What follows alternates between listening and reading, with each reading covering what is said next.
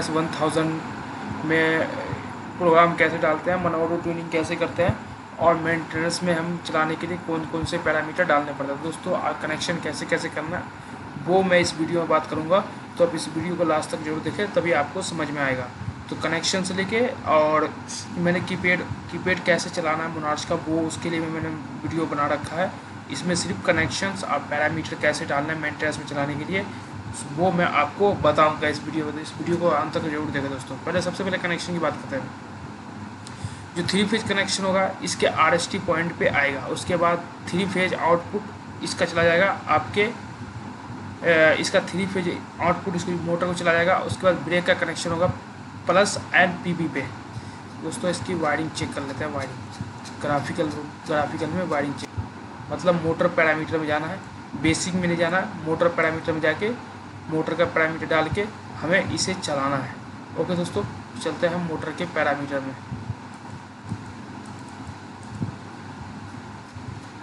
उससे पहले पैरामीटर डालने से पहले कनेक्शन को आपको चेक करना पड़ेगा। कनेक्शन क्या है, कैसे करना है कनेक्शन हमें। दोस्तों मॉड्यूल आपको कुछ इस तरह दिखेगा। उसके बाद दोस्तों यहाँ पे आप बता रहा है ये जो RST है, RST पे जो आपका 3 फेज इनपुट आ रहा होगा, ये RST पे L1 L2 L3 हो सकता है, रेड येलो ब्लू वायर लगेगा इस पर। उसके बाद दोस्तों ये UBW है, ये मोटर का वायर है, ये PB अब प्लस, ये DBR के लिए कनेक्शन होगा। DBR जो ब्रेकिंग सिस्टम होता है। अब यहाँ पे देख लेते हैं, यहाँ पे आपको अच्छी तरह समझ में आएगा। जो आपका 3 फेज इनपुट आ रहा है उसका कनेक्शन यहाँ पे होगा। अगर सपोज कभी आपको इनपुट फेज मिसिंग का दिक्कत आ रहा है तो आप इस एरिया को आप चेक करोगे। आउटपुट फेज मिसिंग का दिक्कत आ रहा है तो UBW को आप चेक करोगे। कभी कभी क्या होता है वायर लूज होता है तो इसमें फॉल्ट आता है कि आपका इनपुट वायर लूज है, 1 फेज या 2 फेज मिस कर रहा है, तो आप इसको चेक कर लेना। अगर आउटपुट की बात करें तो UBW को ही चेक करना है। उसके बाद दोस्तों इसकी अर्थिंग हुई, दोनों लास्ट का टर्मिनल अर्थिंग के लिए होता है। UBW मोटर के लिए RST होता है। ये तो कनेक्शन सब, कोई सी भी ड्राइव हो सारे में ये कनेक्शन आपको मिलेगा। ड्राइव कोई सी भी हो कनेक्शन आपको ये चीज़ मिलेगा। उसके बाद दोस्तों सबसे इम्पोर्टेंट होता है ड्राइव जलने का, सबसे इम्पोर्टेंट है कि इसका DBR का गलत कनेक्शन करना है। बहुत सारे लोग इसको प्लस आप माइनस पे कनेक्शन कर देते हैं, ये गलत है। आपको PB और प्लस पे ही DBR का कनेक्शन करना है। ओके दोस्तों, उसके बाद ये मेंशन भी है, आप इसको पढ़ सकते हो।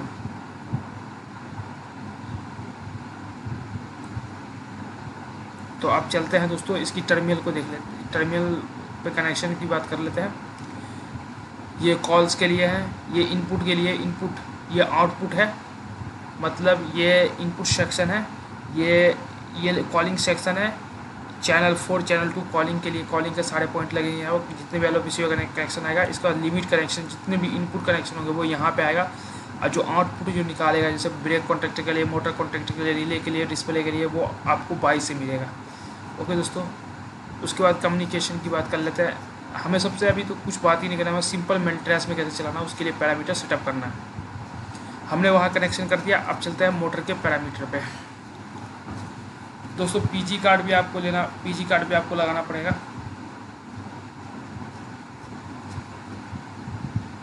PG कार्ड का कनेक्शन इसके साइड में नहीं होता, इसकी बॉडी के मतलब टॉप पे होता है इसका PG कार्ड का कनेक्शन। उसके लिए अब डिफाइन है। अब एक चीज़ मैं आपको पैरामीटर डलवा के उसको चालू कैसे करना है, मतलब मेंटेनेंस में कैसे चलाना है, ऑटो ट्यूनिंग कैसे। उसके बाद लिमिट का भी नहीं बता रहा हूँ, लिमिट का ही बताऊँगा कि लिमिट कितने पे लगेगा, स्विच कैसे लगेगा। मैं दोस्तों ये मोनार्च के रिलेटेड मैं 10-15 वीडियो बनाने वाला हूँ, तो आपको जरूर इस वीडियो को देखना चाहिए। देखोगे तो आपको काफ़ी ईजी तरह समझ में आएगा। दोस्तों ये आपको ये 3 फेज RST पर लगा दिया, ये आपका जो आ रहा है L1 L2 L3 इसको। उसके बाद UBW इसके PG कार्ड से, PG कार्ड के यहाँ पे लगेगा। PG कार्ड में कनेक्टर भी होता है, टर्मिनल भी तो होता है, पर ये जो कार्ड है इसके अंदर एक कनेक्टर दिया होता है, उस कनेक्टर में ही PG कार्ड लगेगा। उसके बाद यहाँ पे CN12 चैनल CN12 है, यहाँ पे ये कीपैड आता है इसका, जो कम्युनिकेशन केबल से RS-232 या 485 उससे कनेक्ट होता है। ये कीपैड को हम कनेक्ट करते हैं। इसके रिलेटेड मैंने वीडियो बना रखा है, प्रैक्टिकल वीडियो भी है, कीपैड कैसे ऑपरेट करना है वो भी आप जरूर जाकर देखो। उसके बाद इसकी सेफ्टी सर्किट होती है। सेफ्टी सर्किट बहुत इंपॉर्टेंट है। इसमें क्या होता है दोस्तों, मोनार्च के अंदर भी ये होता है कि इसमें कुछ भी नहीं दिया होता है कि L1 क्या है, X1 क्या है। आपको जैसे यहाँ लिखा हो वैसा टर्मिनल पे ही लिखा मिलेगा। पर आपको पता होना चाहिए, उसके लिए मैं वीडियो आपके लिए जरूर बनाऊँगा। कमीशनिंग नहीं करना है। अब दोस्तों कीपैड का ऑपरेटिंग का बताइए कौन से फंक्शन से क्या करना है। उसके बाद हमें जाना है मोनीटर पैरामीटर, मोटर पैरामीटर में जाना है मेंटेनेंस में चलाने के लिए। तो आ जाओ दोस्तों, मोटर पैरामीटर में आ जाते हैं और इसको F1 के पैरामीटर में जाना है। दोस्तों अब आ गए यहाँ पे F1 के 25 में जाना। इसमें मोटर टाइप में दो होता है, ये जो मोनार कंट्रोलर है दोनों पे काम करता है। और आपका काम करेगा दोस्तों मोनार से कंट्रोलर आपको दो गियर्ड मशीन पे भी काम करते हैं, गियरलेस पे।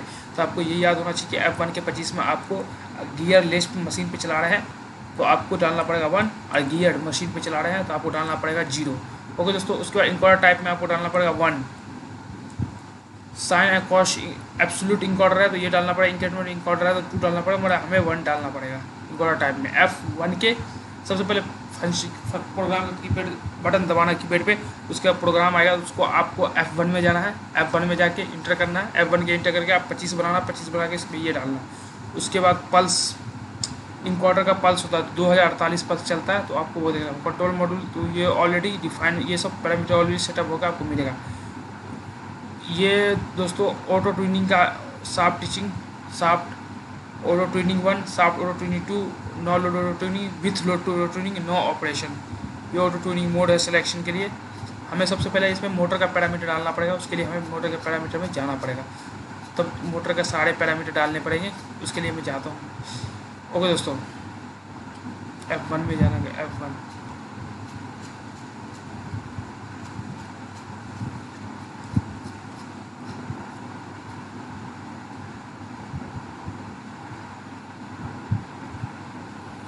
F2 आ गया, F1 में ही अभी जाना पड़ेगा।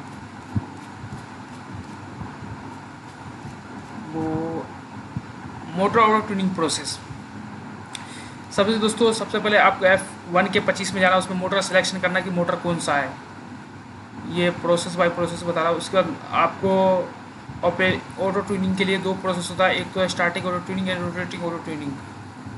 उसमें आपको सबसे पहले दोस्तों पता होना चाहिए कि मोटर का नेम प्लेट होना चाहिए आपके पास, जिसके हेल्प से आप मोटर का पैरामीटर डालोगे।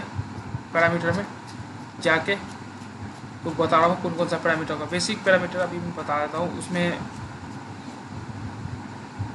ये तो ट्यूनिंग है,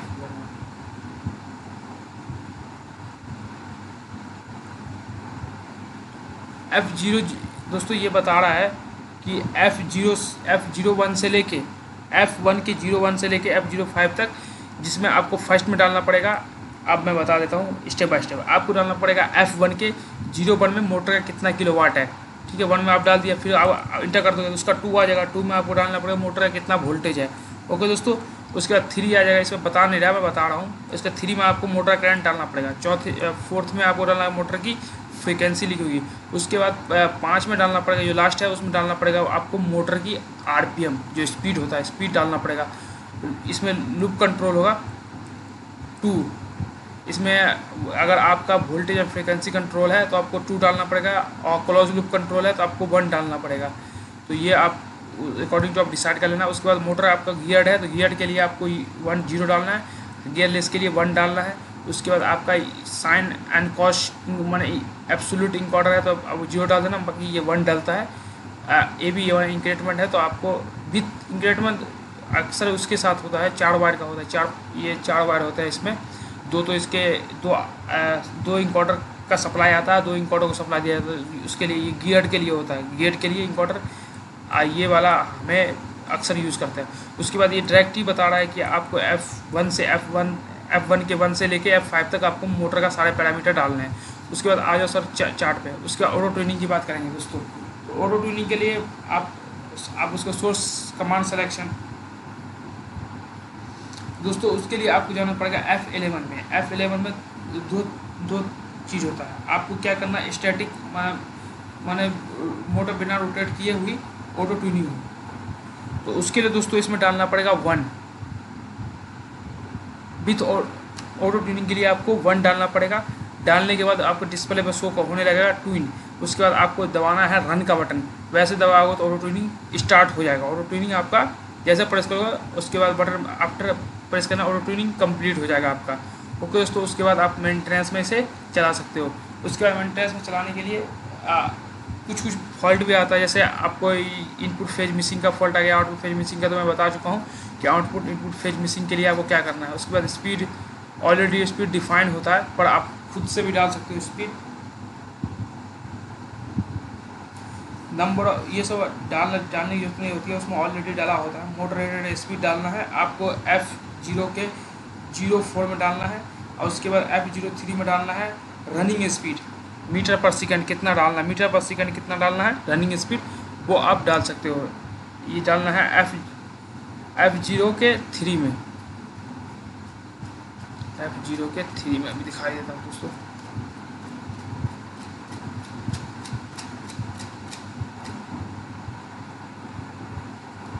F0 के सिलेक्शन डिस्टेंस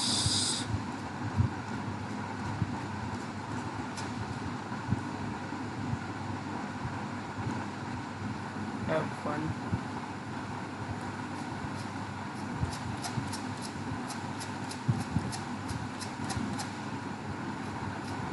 ये सारे बता रही है, तो मैं आपको बाद में बताऊंगा। पहले सिर्फ मैं मेंटेनेंस में कैसे चलाना है स्टेप के मैं मोनार्क के कंट्रोल को, तो वो मैं आपको बता दिया हूँ कि आपको सिर्फ मोटर का पैरामीटर डालना है, स्पीड डालना है, उसके बाद कनेक्शन करना प्रॉपर, उसके बाद ये आपका चलना स्टार्ट हो जाएगी आपका ये।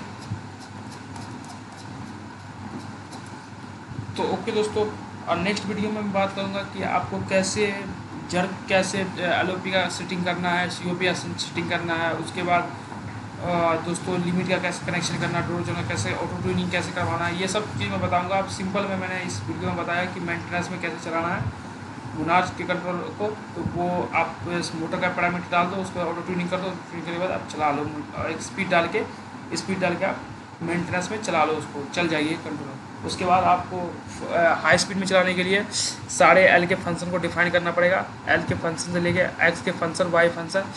मेंटेनेंस में एक चीज़ और भी होता है दोस्तों कि आपका जो है ना करेक्शन भी दिखाया जाता है, करेक्शन कोई गलत तो नहीं अब लगा रहा है, लिमिट चारों आनी चाहिए, up direction, down direction, up slow down slow, चारों लिमिट आनी चाहिए तभी चलेगी ये। उसके बाद दोस्तों नेक्स्ट चीज़ है सेफ्टी सर्किट के बारे में बता दूंगा, सेफ्टी सर्किट कैसे बनती है। तीनों सेफ्टी भी आनी चाहिए तभी चलेगी, नहीं तो नहीं चलेगी। सेफ्टी भी काफ़ी इंपॉर्टेंट, तीनों सेफ्टी आनी चाहिए, car final safety, landing safety, car की सेफ्टी, फिर ये मेंटेनेंस में चलेगी। सेफ्टी का तो ऑलरेडी दिया होता पॉइंट, उसको आप शॉर्टिंग कर दो, सीधे आप फाइनल से लाओ लैंडिंग पे, लैंडिंग से लेकर कार को लुक करके शॉर्टिंग करके आप चला लो मेंटेनेंस। जब फाइनल करोगे तो आपको सारा कनेक्शन प्रॉपर करना पड़ेगा। ओके दोस्तों, थैंक यू फॉर वॉचिंग, और इस तरह के और वीडियो देखने के लिए मेरे चैनल को सब्सक्राइब कर लो दोस्तों।